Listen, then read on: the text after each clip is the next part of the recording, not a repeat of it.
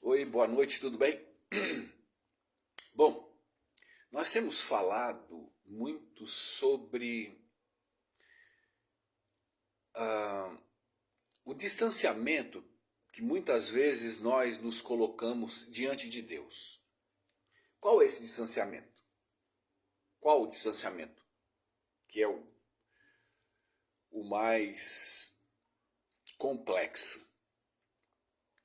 É o afastamento daquilo que eu preguei no vídeo passado, de nós pensarmos ser alguém. No vídeo passado nós falamos sobre nós temos que ser alguma coisa para agradar a igreja. Temos que ser alguma coisa para Deus nos ouvir. Estamos sempre querendo. Eu falei das máscaras, que é o que impede as orações, porque Deus não ouve máscara. Deus ouve corações. E é muito importante enfatizar, dentro do tema da justiça de Deus, da injustiça do homem, de que Jesus se tornou injusto para nos fazer justos. E nós, sendo injustos, pela morte de Jesus, nos tornamos justos. Até aí, tudo muito simples. Porém, quando a pessoa entra no ramo do cristianismo, aí começa a derrocada da pessoa. Aí começa o problema a coexistir. Por quê?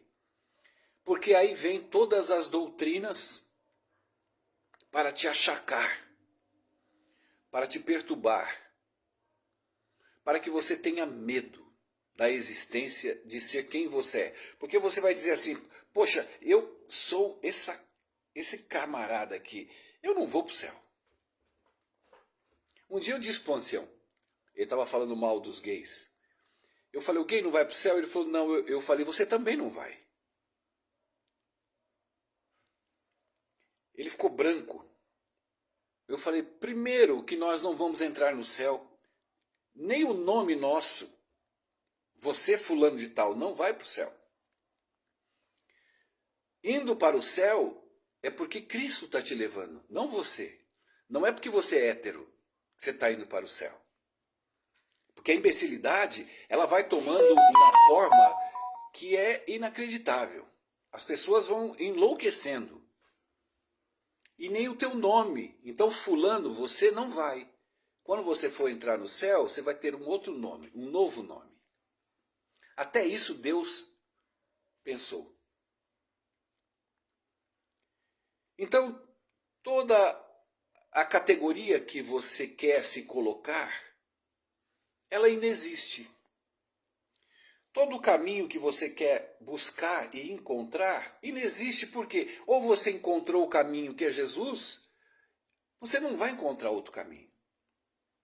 E as pessoas ficam buscando caminho, ensinando caminhos, doutrinando, ditando regras e comportamentos para que você tenha um atalho, um caminho para subsistir e agradar a Deus. É um engano fatídico.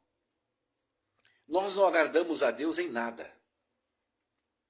Porque nós não temos nada para agradar a Deus. Quando Deus se agrada do Sherry, é porque o habitante aqui em mim é Cristo, através do seu Santo Espírito. Então Deus se agrada de mim. Não importa as burradas, as besteiras, porque eu nunca deixarei de cometê-las. Ah, Sherry, mas então, aí vem aquelas perguntas idiota dos idiotas, né? Então você pode roubar, matar, destruir? Cara, para não fazer isso eu não preciso ser cristão. Para não adulterar, não matar, não destruir, eu não preciso ser crente. Só para você deixar de ser tonto. Agora, eu sendo crente, eu cometo tudo isso de forma de atalhos, como o próprio Cristo exemplificou. Você ouviu isso, mas eu vos digo isso. Você odiou, então eu digo que você assassinou. Então, não vem com essa conversa, esse lero de crente imbecilizado, né? Porque as pessoas vão sendo imbecilizadas. Vão usando a tua mente como pinico e você vai se deixando levar. Às vezes é uma pessoa inteligente, uma pessoa com uma bela de uma visão de vida, de Cristo, porém se deixa imbecilizar. Aí entra nesse caminho obscuro que sai do caminho de Jesus. Porque se eu estou no caminho de Jesus, eu já estou no caminho, meu amigo. Nada vai me separar do amor de Deus. Não há condenação para aqueles que estão em Cristo Jesus. A fé, ela é adulta. Porém, eu tenho que ser como uma criança. O meu coração. Qual é a pureza que existe no meu coração? Na verdade, nenhuma. Quando ela se torna pura para Deus? Quando eu olho para o meu coração e vejo que não tem pureza. Que eu dependo dele. E ao depender dele, eu tenho uma conexão de amor com ele. É um pai com um filho. Eu tenho a minha filha, ela faz um monte de besterol de criança. Ela quebrou meu computador esses dias. Torceu, quebrou. E daí? Eu vou castigá-la? Ela não vai mais viver comigo? Não vai morar mais na minha mansão celestial? Porque ela pecou? Se nós dependermos de não pecar para ir para o céu, pastor, você não vai. Ancião, você também não vai. Primeiro ancião, também não vai. Se eu quiser abrir e montar um caminho paralelo ao de Cristo, para eu me moldar às doutrinas de uma igreja, seja qual for, tem igreja que você tem que falar línguas, senão você não vai para o céu, você não tem o Espírito Santo. E todo mundo imbecilizado começa a repetir terra me cantas gloriantas ulibalabalaia. Não sabe nem o que está falando. Aí sente um gozo, mas é um gozo que não é de Deus, é um gozo humano, um prazer, uma alegria, o mesmo gozo que eu sinto quando eu vou a um estádio de futebol e fico gritando, xingando todo mundo, xingando o juiz, gritando gol, eu saio leve e abastado. Cristo e o Evangelho não está para te dar gozo, está para te dar verdades. A partir do momento que você vive na verdade, você tem paz em Cristo.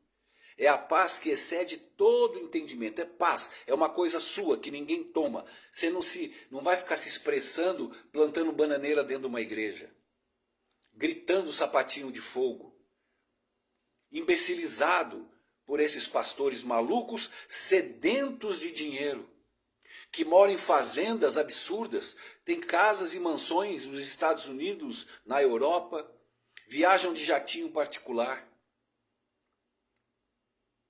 E você acha que está dando dinheiro para Deus. É uma pena, porque você não entendeu o Evangelho. Você não entendeu Jesus. Ezequiel, capítulo 17, diz o seguinte: uma grande águia, com enorme envergadura e longas penas e plumagem, completa de cores vívidas, veio do Líbano, agarrou o topo de um cedro, quebrou o último galho, levou-o para uma terra de mercadores e deixou numa cidade onde havia comerciantes. Depois, tomou uma muda da terra e plantou em solo bom e bem irrigado, como um salgueiro à beira do rio. Ela cresceu e se tornou uma bela videira rente ao solo. Seus ramos cresceram na direção das águas e deixou raízes profundas. uma vinha produzindo brotos, desenvolvendo ramos e frutificando. É inacreditável. É inacreditável.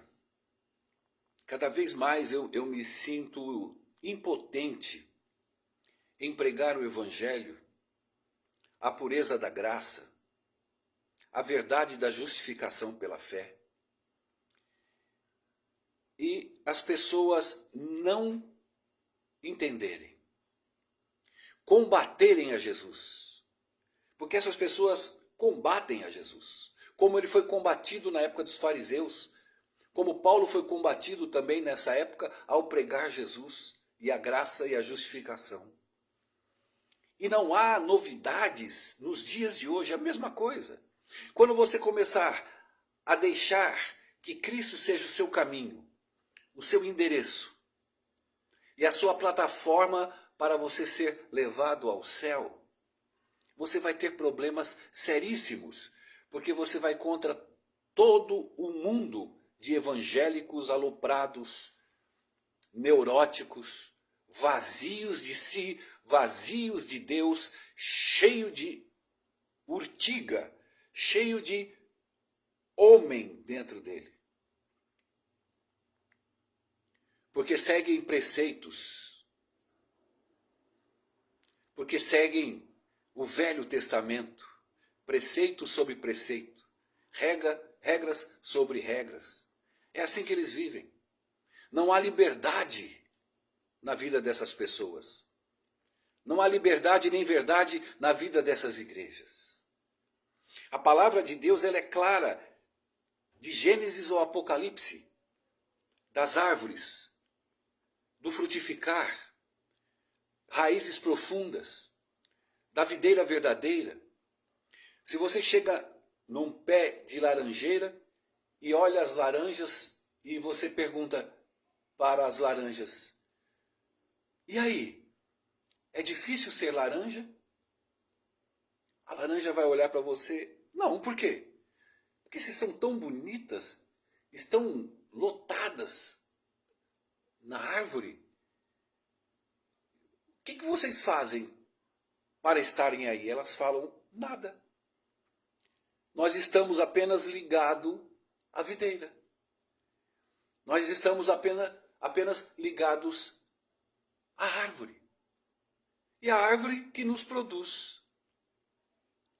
Nós somos o fruto. Mas vocês não se esforçaram, não guardaram normas, não foram obedientes, não foram pessoas do bem, boas pessoas? Não. Boas laranjas? Não. Quando nós percebemos, nós estávamos aqui para nos doar para quem tem fome, para quem tem sede. A raiz profunda não é a igreja, a raiz profunda não são as doutrinas, a raiz profunda não é o sábado, a raiz profunda não é o que você come. A raiz profunda é Cristo. É Ele que te plana, que te dá paz. É Ele que te envolve num clima celestial, poderoso, gostoso, aprazível. E aí você é uma laranja pendurada nessa videira. E aqui eu estou pronto para ser degustado, para ser usado, para ser comido, para ser bebido por quem precisa e necessita, e tem fome e tem sede. E tem um outro detalhe. O frutificar não é apenas isso. O frutificar para Jesus é você saber que você não é nada. Saber que você, ramo, não tem força, não tem poder e não tem obediência. O ramo não pode fazer nada. O ramo está lá grudado na videira. Ele não pode obedecer, ele não pode seguir regras, ele não pode ir na igreja, ele não pode nada, ele pode apenas permanecer na videira. E permanecendo na videira ele vai produzir o fruto que servirá para alguém. Então o fruto do seu interior é o que te liga à videira. Porque enquanto você estiver buscando ser alguma coisa na vida cristã, tenha certeza de que você está em outro caminho, em outra jornada. E o próprio Cristo, você o abandonou. Porque você está tarado na igreja. Você está alopradamente engajado nas regras e normas, nas doutrinas da sua igreja. E aí você segue abundantemente ali. Ali você doa a sua vida, doa o seu dinheiro, doa tudo para o templo. E quando você vai e sai da igreja, é um ramo seco. É um ramo de mentira grudado na videira mentirosa. Porque você não quis ficar na videira verdadeira. Mas Sherry, eu tenho que ir ao templo. Lembra aquela mulher, aquela senhorinha que deu as 2 moedinhas lá, tudo que ela tinha, Jesus falou, essa Deus está aceitando? A mente dessas pessoas é tão pequena, é tão sem o espírito, que não consegue enxergar o que Jesus estava querendo dizer sobre aquela viúva. Jesus não estava aplaudindo as moedas que ela estava dando para um templo já arrasado, por um povo já perdido, um povo que havia já escolhido um caminho, o caminho da desgraça e o caminho da videira das regras e normas da igreja. Não, Jesus estava aplaudindo, elogiando e dizendo, aquela sim, Deus está aceitando, porque ali ela estava entregando a vida dela para Deus. Ela estava se distanciando de todos os bens que ela tinha e podia, porque ela confiava em Deus, porque era o que ela acreditava. Não porque Deus queria o dinheiro, é mais porque ela tinha fé. Muitas pessoas nessas igrejas têm fé, acreditam. Como essa viúva. Eu não estou desdizendo ou desdenhando essas pessoas, mas estou alertando essas pessoas. Porque quando ela doa a vida dela, que ela vai embora nua, Jesus a veste. E o azeite não faltará e não faltou. E para nós finalizarmos, Deus nunca precisou, precisa e precisará de igrejas para pregar o Evangelho. Eu fui um que fui chamado sem nenhuma igreja, sem nenhum pastor, sem nenhuma pregação em televisão, em rádio, sem nenhum livro evangélico, sem nenhum panfleto evangélico, nada. Fui chamado diretamente pelo Espírito de Deus, que colocou no meu coração e na minha mente para eu pegar a Bíblia e estudar. Então eu falo de carteirinha. Eu sei o que é a graça de Deus. Eu sei aonde Jesus foi me chamar nas noites de São Paulo. Porque ele não precisa de instituições. E vocês que estão na igreja adventista, na igreja do Homem do Chapéu, na igreja do Bispo Macedo, na igreja batista, vocês que estão espalhados nessas igrejas, você tem que aprender, não vocês que frequentam, mas vocês que falam das igrejas, aprender que Deus não precisa de pastores, de bispos, para ouvir a tua oração, ou a oração de quem frequenta o templo, que tem um coração puro de criança e que está totalmente alheio à verdade porque não lhe foi ensinado. Então Deus, Jesus, não precisa de Bispo Macedo, do Homem do Chapéu, não precisa do R.R. Soares. Você pode estar lá dentro da igreja deles, que Deus estará te ouvindo. Porque se Deus dependesse dessas pessoas, ninguém iria para o céu. Então, aprenda que o caminho é único, é de uma mão, uma via. Não existe outras vias. Ok? E aí, na mão dele, ele vai saber o que fazer para te preservar até a volta de Jesus. Um beijo, que Deus te abençoe, te guarde, te dê paz e te dê sabedoria. Tchau, tchau.